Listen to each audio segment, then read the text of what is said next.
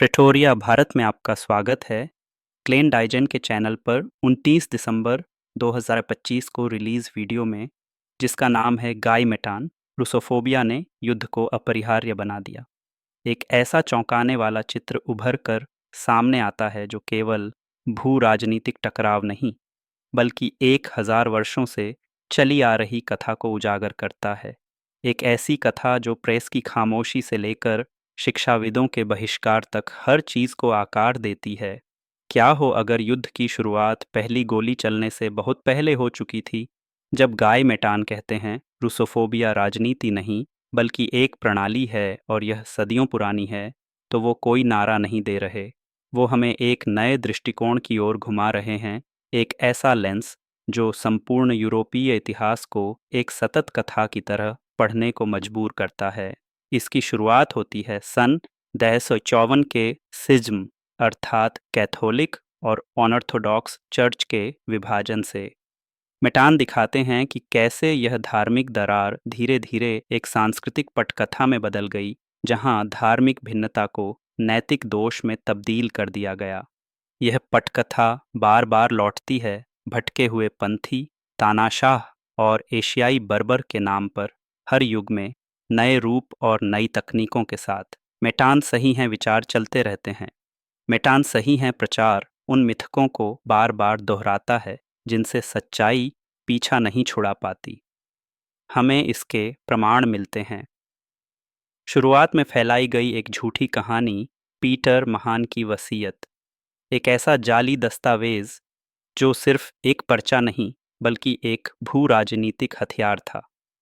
मेटान दिखाते हैं कैसे नेपोलियन, वियना के बाद ब्रिटिश अभिजात वर्ग और फिर 20वीं सदी की नीतियां, इन सभी ने इस वसीयत की कहानी का सहारा लेकर रूस के खिलाफ प्रिएम्पटिव पूर्व आक्रामक कार्रवाई को उचित ठहराया। क्या करें?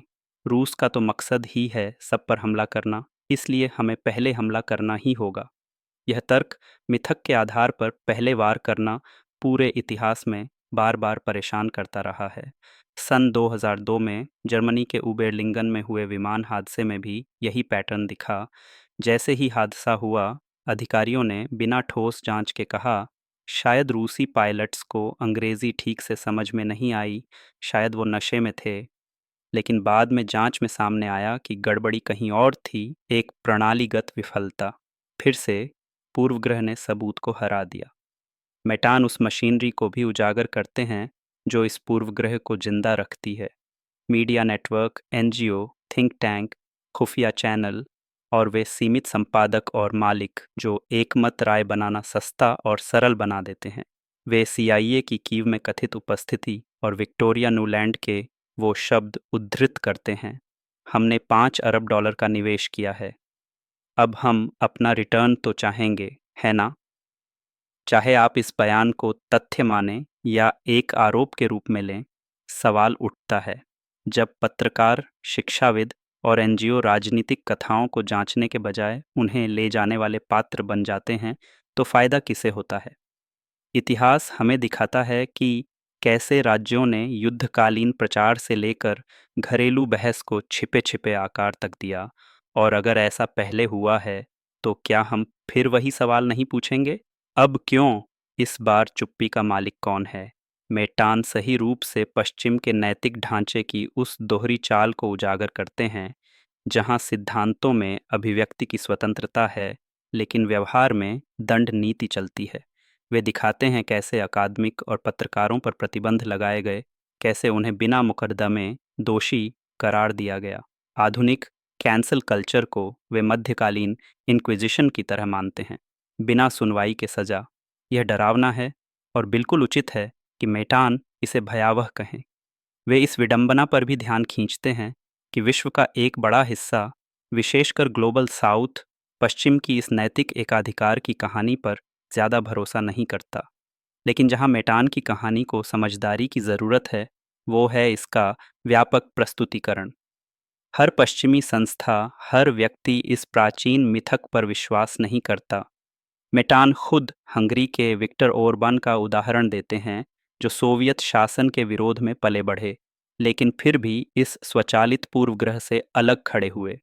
इससे दो बातें पता चलती हैं। कथानक शक्तिशाली हो सकते हैं, लेकिन अनिवार्य नहीं। वे कायम रहते हैं क्योंकि सत्ता को उनसे लाभ होता है। अब सवाल उठता है, आगे क्या? अगर रूसोफोबिया एक दीर्घकालिक मत बन गया है, मानव इतिहास की तरह फैला हुआ एक स्थायी दृष्टिकोण, तो इसका खंडन केवल सच्चाई को प्राथमिकता देने वाले संस्थानों के जरिए ही संभव है। इसका तोड़ है इतिहास की गंभीर समझ, स्वतंत्र और सतत पत्रकारिता, और वो साहस जो असुविधाजनक तथ्यों को विद्रोह नहीं, साक्ष्य माने। हमें ये बातें किसी राजधानी के पक्ष में नहीं, बल्कि लोकतंत्र की आत्मा की रक्षा में मांगनी चाहिए। अगर हम ये सवाल नहीं पूछते तो किसे फायदा होता है? सत्ता को। और कीमत कौन चुकता है? हर वो इंसान जो आज भी मानता है कि राजनीति को विरासत में मिले डर नहीं, बल्कि प्रमाणों से संचालित होना चाहिए। बस इतना ही मेरे दोस्तों। कृपया मेरे चैनल को सपोर्ट करने के लिए लाइक और सब्सक्राइब करें। आप मेरा और कंटेंट स्पॉटिफाई पर और यूट्यूब पर प्रेटोरिया भारत नाम से देख सकते हैं।